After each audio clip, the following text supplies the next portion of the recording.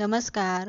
मराठमोळी जीवन चॅनलमध्ये तुमचं सगळ्यांचं मनापासून खूप खूप स्वागत. मस्त असा धुंद पाऊस पडतोय आणि ह्या पावसाळ्याच्या दिवसामध्ये वातावरण एकदम थंडगार होतं. अशा थंड वातावरणामध्ये छान आपल्याला चमचमीत सुट्टीच्या दिवशी काहीतरी खायचं असतं आणि मस्त आराम करायचा असतो. तर अशीच शनिवार रविवार जर सुट्टी असेल तर सुट्टीच्या दिवशी तुम्ही हा बेत करू शकता. तो म्हणजे झणझणीत असा मिसळपावचा.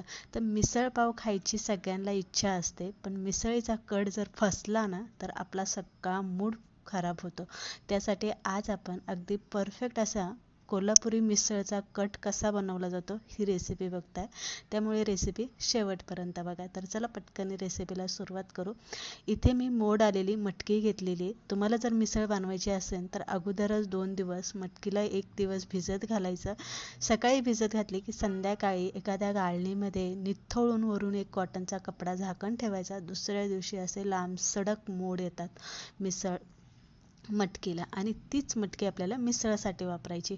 इथे मी तसंच केलेलं आहे. एक मोठी वाटीभर मोड आलेली मटकी घेतलेली आहे. हळद, हिंग, तेल, मीठ आणि लाल तिखट घालून 10 मिनटं वाफेवरती मटकी आपल्याला वाफवून घ्यायची. तोपर्यंत इथे आपण खास असा मिसळसाठी मसाला बनवतोय. तो म्हणजे कसा हे बघा. 1 चमचा बडीशेप, 1 चमचा धने, 1 चमचा जिरे घेतलेले, 2 बेडगी मिरची घेतलेले, 3 छान मोठे पिकलेले टोमॅटो घेतलेले, 3 कांदे घेतलेले उभे चिरून घ्यायचे, थोडंसं खोबरं घ्यायचं आहे, कोथिंबीरचे देठ मात्र आवर्जून त्यामध्ये घ्यायचं आहे, आलं लसूण भरपूर घ्यायचा आणि हिरव्या मिरच्या 2-3 घ्यायच्या.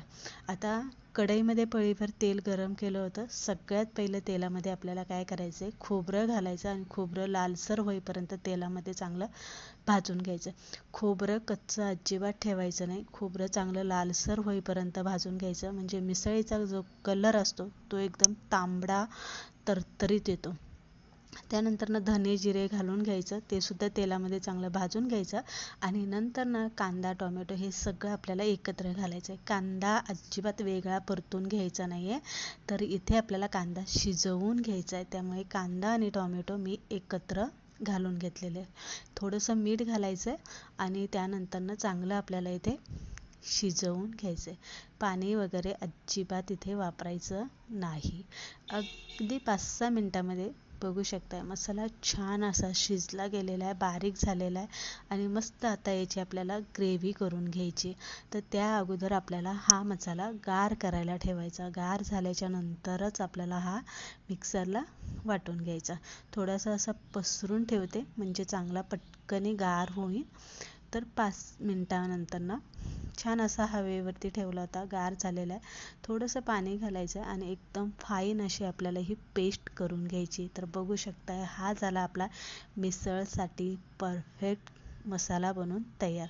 असा मसाला केला मिसळ अगदी झणझणीत तर्रीवास नक्कीच होणार. मोठ्या 2 पळ्या तेल घालायचं आहे. थोडासा मिसळीसाठी आपल्याला काय करायचं आहे, मिसळीचा कट बनवताना तेलाचा वापर जास्त करायचा आहे. जिरी मोहरी घालायची आहे. 1 वाटीभर एकदम बारीक असा कांदा मी चिरून घेतलेला आहे. कढीपत्ता घालायचा आहे आणि कांदा तेलामध्ये चांगला आपल्याला परतून घ्यायचा आहे लालसर. 1 चमचा आपल्याला सगळ्यात पहिलं बेडगी मिरचीचं जी पावडर असते ती तेलात घालायची आहे आणि गॅस इथे बंद करायचा आहे. असं केल्यामुळे काय होतं, मिसळीला जो कलर आणि तरी असते ना ती अप्रतिम येते. केलेलं वाटण घालायचं आणि मग मसाले आपल्याला यामध्ये घालायचे. आता याच्यामध्ये कोणते मसाले घालायचे, हळद घालायचं आहे, हिंग घालायचं आहे, धने पावडर, गरम मसाला, थोडासा कांदा लसूण मसाला, थोडंसं लाल तिखट आणि 2 चमचे मिसळ मसाला घालून आपल्याला पाणी घालून मीठ घालून हलवून ठेवायचं आणि वरती एक ताट असं झाकण ठेवायचं आणि 1 ग्लासभर पाणी आपल्याला त्यामध्ये गरम करायला ठेवायचं. नंतर मिसळमध्ये घालायला आपल्याला ते उपयोगी पडतं. कच्चं पाणी जर तुम्ही मिसळच्या कटमध्ये घातलं तर त्याची चव बदलली जाते. म्हणून असं गरम पाणी ठेवायचं आणि तेल सुटेपर्यंत मसाला चांगला शिजवून घ्यायचा. इथे कुठेही चिंगूसपणा करायचा नाही, टाईम नाही, वेळ नाही.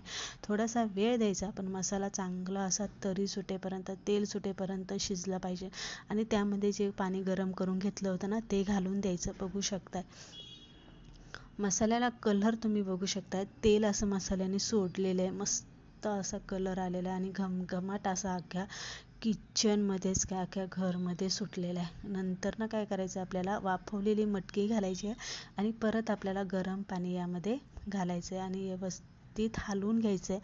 चवीप्रमाणे मीठ घालायचं आहे, कोथिंबीर घालायची आणि एक दणकून अशी आपल्याला इथे उकळी काढून घ्यायची. आता उकळी काढून घेतली की काय करायचं, गॅस बंद करायचा नाही, मिसळ खाली उतरवायची नाही, तर गॅस बारीक करायचा आणि 10-15 मिनटं आपल्याला मिसळ बारीक गॅसवरती उकळती ठेवायची. जितका कट तुमचा उकळेल तितकी त्याला तरी येईल आणि तितकाच कलर जबरदस्त येईल. तर अशा पद्धतीने आपली झाली झणझणीत अशी कोल्हापुरी मिसळ बनून तयार.